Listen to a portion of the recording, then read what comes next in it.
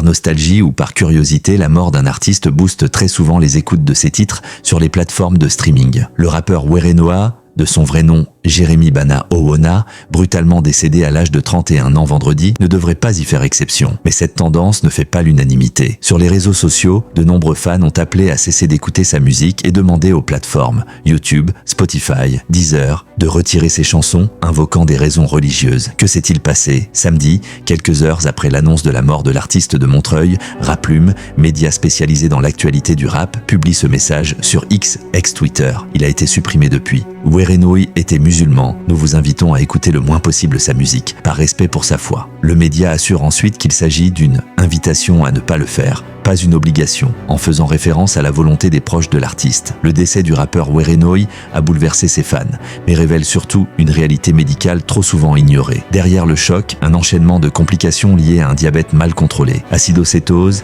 hyperkaliémie, coma. Le docteur Gérald Kierzek décrypte pour nous les mécanismes en jeu et rappelle les gestes essentiels pour éviter un drame similaire. Un enchaînement fatal de complications liées au diabète. D'après des informations exclusives publiées par Public, le rappeur Werenoi, de son vrai nom Jeremy Bana Owona, est mort des suites d'un choc métabolique complexe, dont la cause initiale serait une crise d'hyperglycémie sévère. On peut mourir d'une crise d'hyperglycémie sévère associée à une hyperkaliémie si elle n'est pas traitée en urgence, confirme pour nous le docteur Gérald Kierzek, directeur médical de Doctissimo. Sans se prononcer sur le cas particulier du rappeur décédé, notre expert nous détaille les mécanismes physiologiques possiblement à l'œuvre. L'insuline permet aux cellules de capter le glucose pour le transformer en énergie, elle inhibe la dégradation des graisses et favorise le stockage du potassium dans les cellules. L'acidose, avec une insuffisance rénale, peut libérer du potassium dans le sang. Cela crée un cercle vicieux où hyperglycémie et hyperkaliémie se renforcent mutuellement, ajoute le docteur Kierzek. Et ce déséquilibre, aggravé par une déshydratation massive, peut conduire à un coma, précise notre expert. Un taux de potassium supérieur à 6,5 mmol par litre